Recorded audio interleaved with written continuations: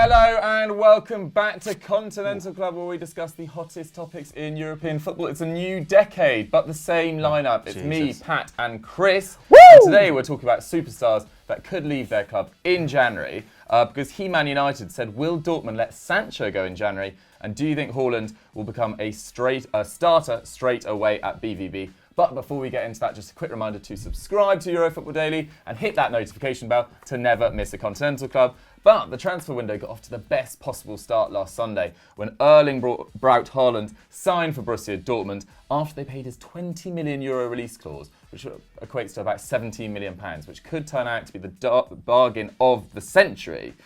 He's been obviously chased by every major club in Europe, most notably Man United and Leipzig. He scored 24 goals in 20 games in the league and Champions League. He's a man on fire, much in demand.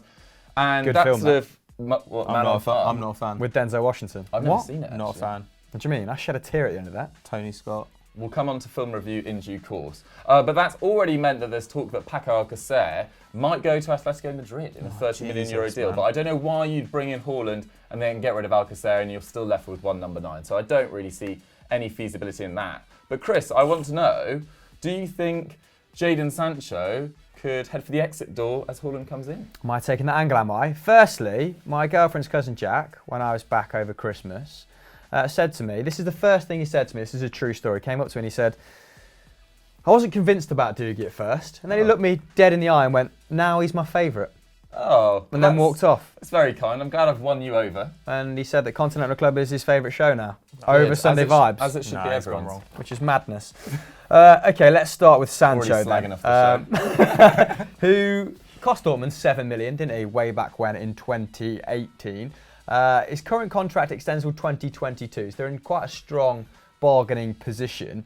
And they won't be in any rush to get rid of him, will they, owing to his recent form. At just 19, he has 9 goals and 9 assists to his name in 15 Bundesliga games so far in 1920, alongside another 4 goal contributions in the UCL as well. So he's just murdering it on multiple fronts. So well on course to top his 26 goal contributions in 18-19. I mean, if he carries on at this current rate, which I'm guessing he won't, he'll end up with 40 goal contributions over the course of the season. That'd be funny when Dortmund still finish 5th. No, they won't. They'll finish probably 2nd or 3rd, won't they? Probably.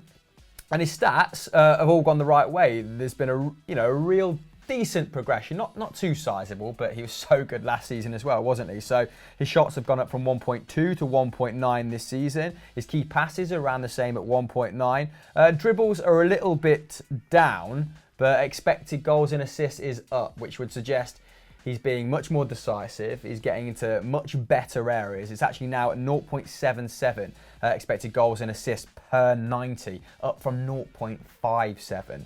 So that is quite a decent leap there. And his recent form, absolutely outrageous. So his last 9 games for club and country, 8 goals, 6 assists.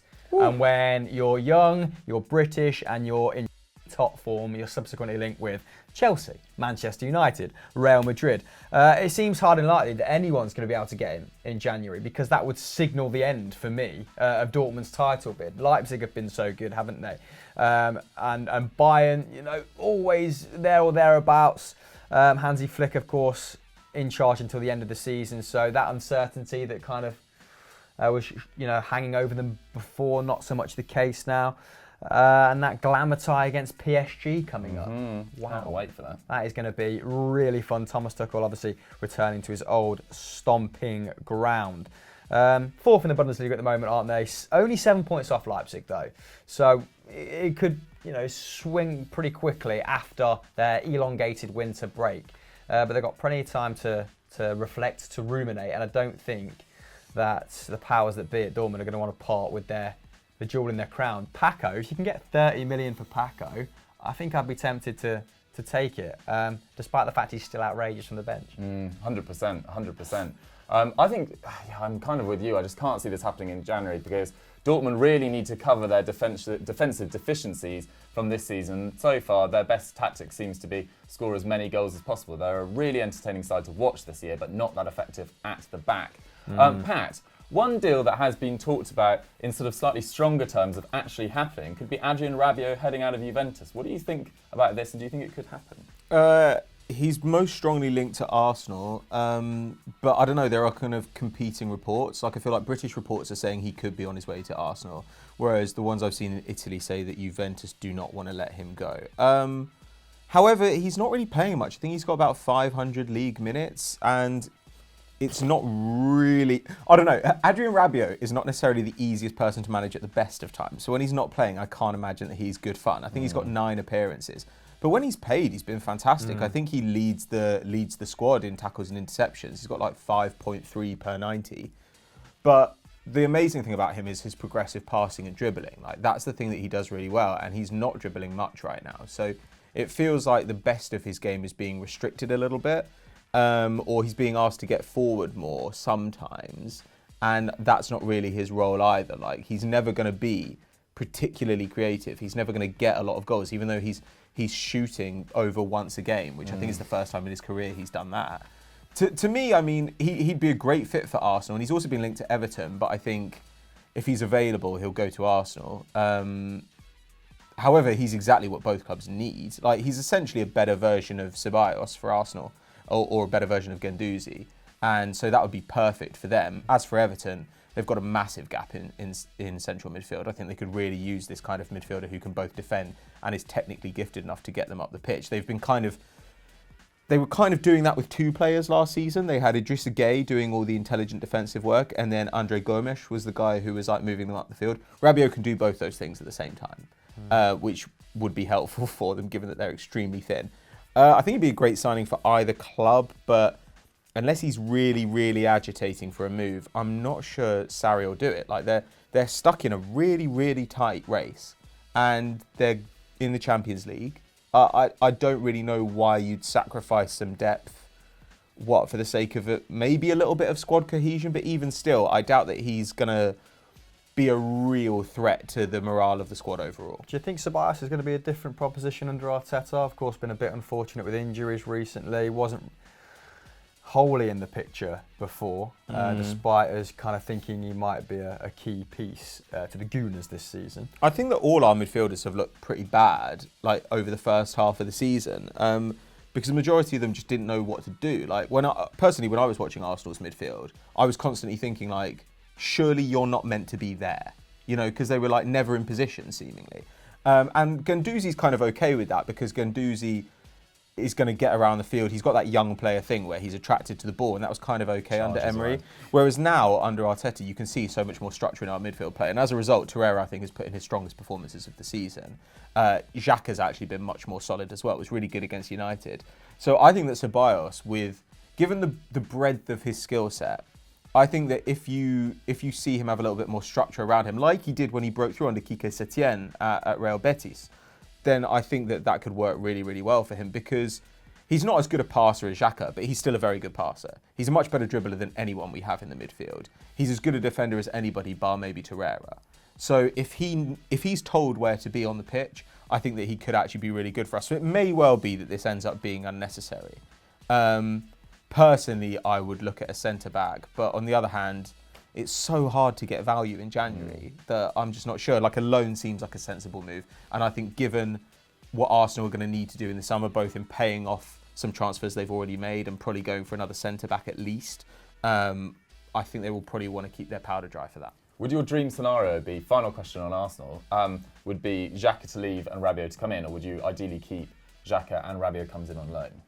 Arteta's doing a lot of flirting with Xhaka. How advanced are the talks with Hertha Berlin? I thought it was pretty much fine. Yeah, it seems to be almost done. No, they do. Arteta's come in and said, we really want to keep him. Well, he said apparently he's spoken to Xhaka and Xhaka's willing to stay. And given that the price is not that high, like I don't see why you wouldn't keep him till the end of the season. Like if you're going to let him go in January, you want a replacement, and you kind of want a premium for letting somebody go in the middle of the year because the other person comes in and gets no pre-season.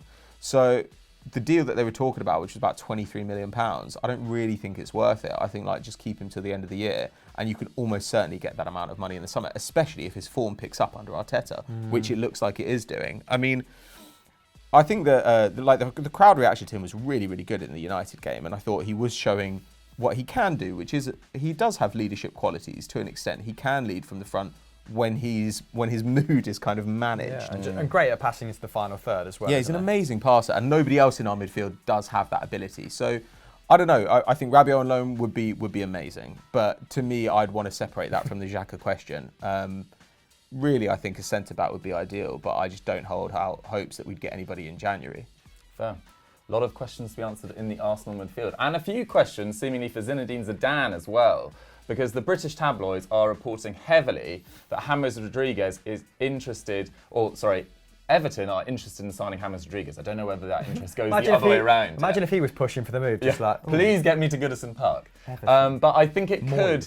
There's a potential that it could just be lazy newspaper journalists just making up rumours, because obviously he's got that previous record with Ancelotti. Ancelotti brought him to the Bernabeu after the 2014 World Cup, where he shone with Colombia, and he had that fantastic year under Ancelotti at Real Madrid, where I think he got 13 goals and 13 assists in the league alone. He was filthy. He was unbelievable, and he struggled for game time massively under Zidane, but still just 28. So he's got a good, 4 years of top-level production in him. He's missed 12 games through injury, but only made 9 appearances in the league and Champions League. 422 minutes in total. He's 20th in the Real Madrid squad for La Liga minutes, so he's really being underused. And we saw last year at Bayern, where he was the top creator in the Bundesliga, that he's still got it if you use him in the right way effectively. But I feel that Zidane is very much favouring this 4-3-3 this year, and because James Rodriguez's defensive numbers have never been superb, they're solid, but he can't really afford a sort of an extra person in midfield that would potentially be carried in the defensive phase. Yeah. But if Everton wanted to play him in the hole behind a Moise Kean or Calvert-Lewin, I think that's a really exciting prospect. That does not feel though like an area they really need to address. Like, don't get me wrong, like James Rodriguez is an upgrade on anyone they've got, but they do actually have like Gylfi Sigurdsson and Iwobi who can play in the hole, who are both creative players.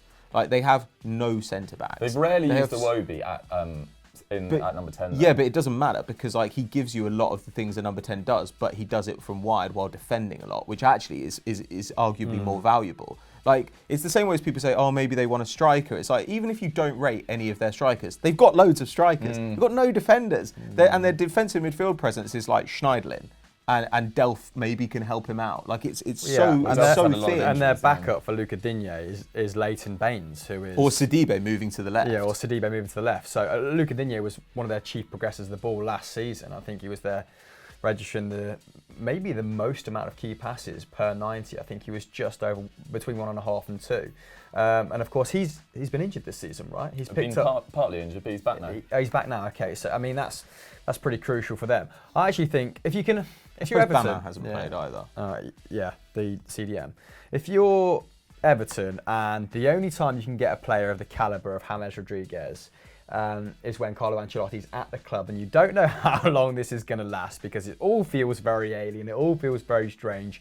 Go out and get him. Give the fans, something to cheer about. It's a blue chip signing along with a blue chip manager. All of a sudden, people's perception of your club may change. However, if you want it to be really sensible, like you said, Sigurdsson I think is 29-30, James Rodriguez is 28. Not that much separates them age-wise. Performance-wise, Gylfi's put up some really good creative numbers in the last couple of seasons. He does blow hot and cold, does little to no defensive work, only picks up the ball in the final third. But when he does, forever passing forward. I would maybe go for someone like Buendia from Norwich.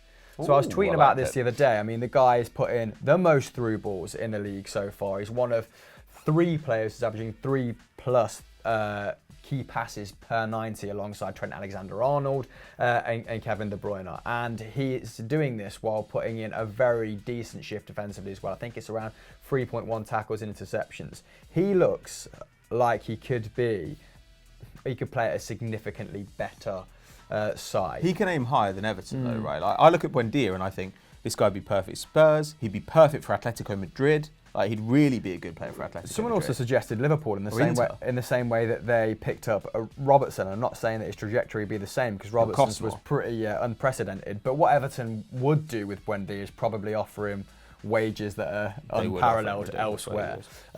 And it's probably worth it, right? Like, given that you can offset that with the fact he's only 23. Yeah. So I would like to see someone like Buendia, but I think when Ancelotti gets in, he's not going to have asked, because he is he's not that sort of guy, is he? He's not a dictator. He tends to go with the flow board-wise, unlike, a Conte.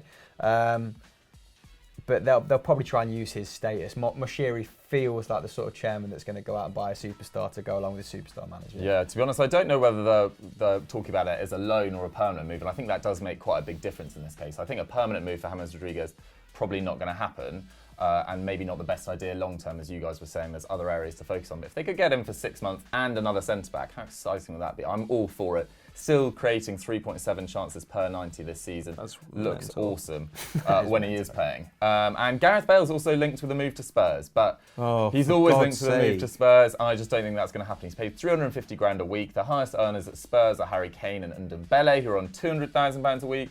And Bale has put up with not being wanted at Real Madrid for a long, long time, and he's getting paid well for it. And when he plays, he's pretty effective. Although less so this season, hasn't been his best year. I don't think he's contributed a goal since, I've got it down here, since the end of September. Yikes. So that isn't great. But I just don't see this. In summary. I just don't see that really happening. Daniel Levy would have to break his entire wage structure just a few months on from breaking all his wage structure over Mourinho. So it would be absolutely meddling. And it's just super Bedlam, clear not now. Medlam. I like that though, meddling. It's just super clear now that Gareth Bale doesn't care about playing football. Well, I like that about him. I rate that. He's sorted a ridiculous deal out for himself, hasn't he? But it would be lovely if he could, rediscover his love for the game, because baller.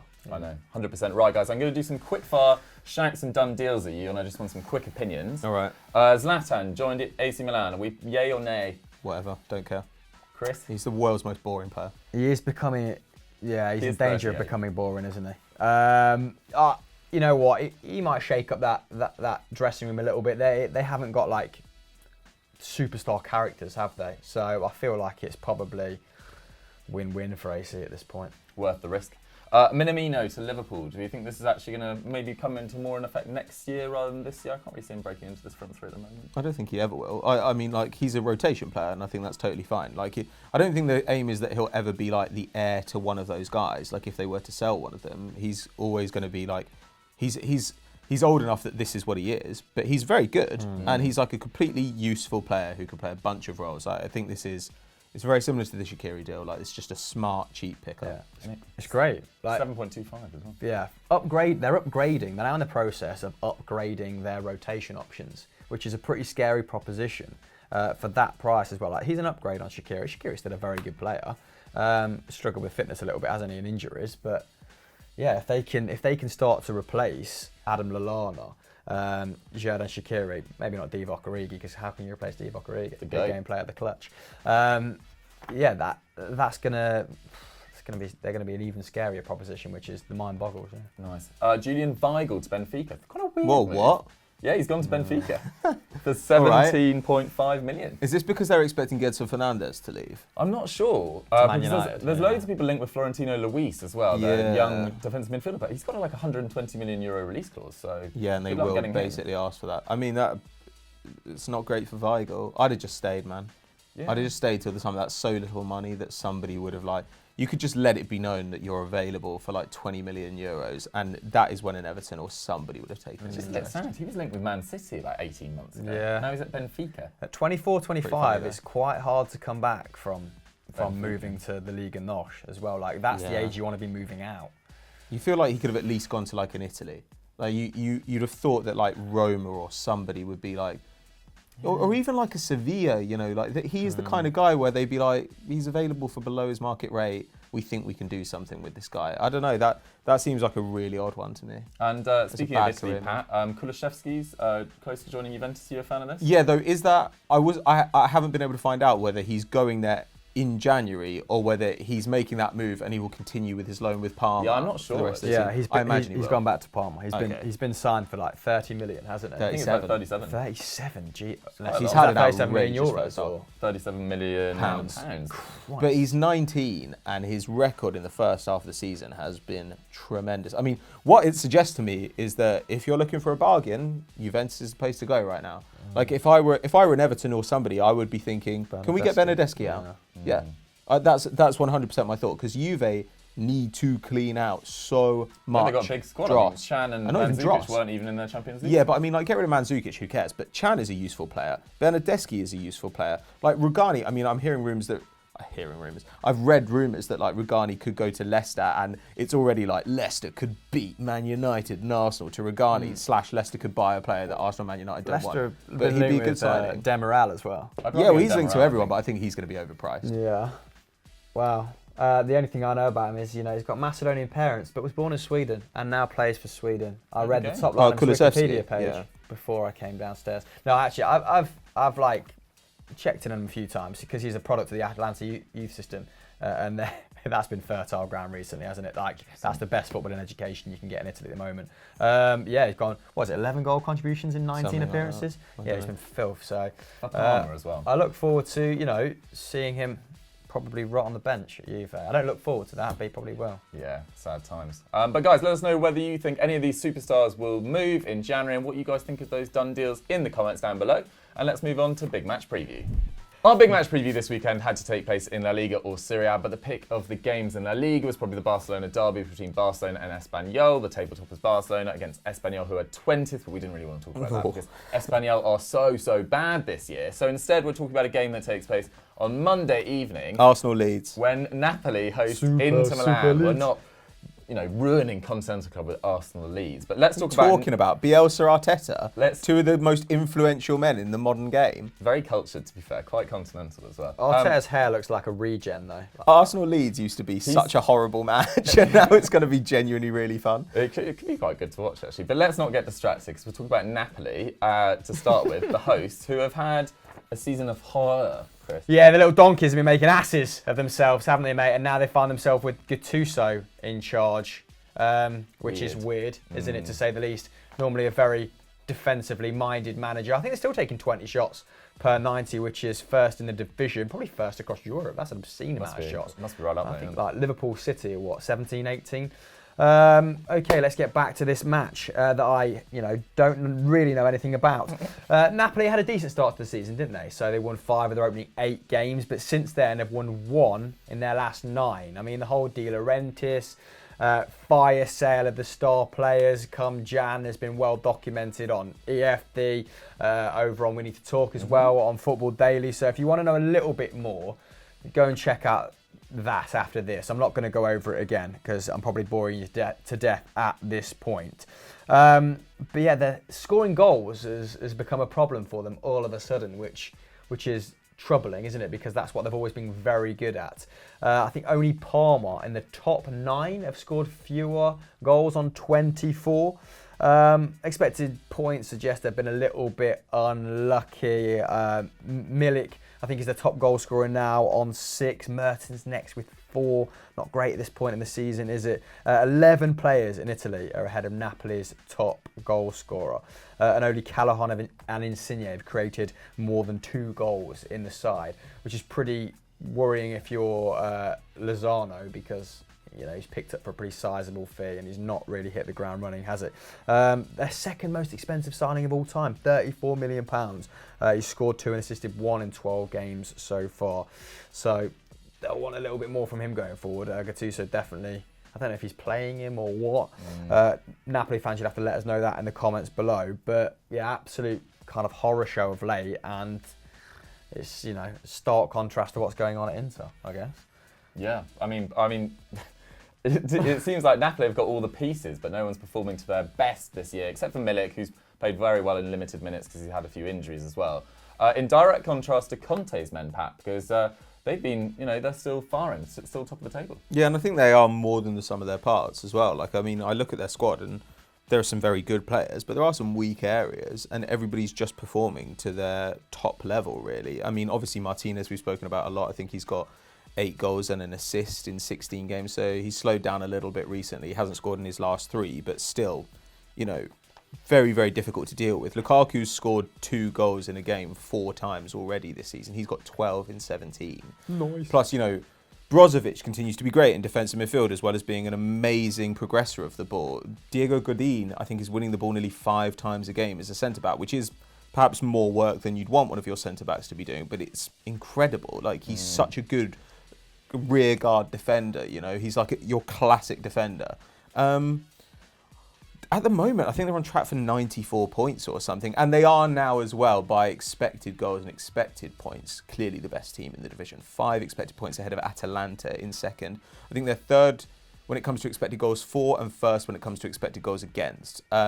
So when you think that they've got more points than Juve, their goal difference is 8 better than Juve. Juve aren't even the second best team in the division by expected points. It does start to feel like it's Inter's to throw away, barring a catastrophic injury to somebody really, really important. But I don't know. I mean, they've dropped points in 4 games this season. And while they were well beaten when they played Juve, they lost 2-1. And to be honest with you, I thought they were second best, like the whole game.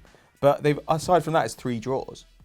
And it's just, I remember somebody saying, it might have been Ted Knutson when we spoke to him. He said, like, Pep Guardiola kills leagues.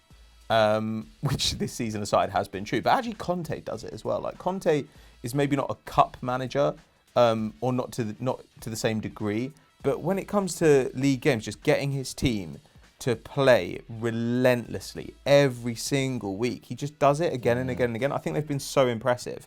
And it's hard to kind of think of it as an underdog story when it's Inter Milan, and before Juve went on this tear of winning every title in a row, Inter had won every title in a row for 5 or 6 years.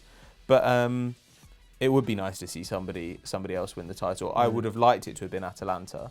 I think Atalanta have actually deserved a title the last couple of years. But I think that Inter are now pretty solidly favourites. Yeah, I'm all for them. And they've got Barella and Sensi coming back in the next couple of weeks as well, which will obviously add much needed goals from that midfield, because obviously they were pretty reliant on Martinez and Lukaku in the last month or so. Pre their break. So that's going to be really exciting. But Napoli have definitely had the edge in recent years in this fixture.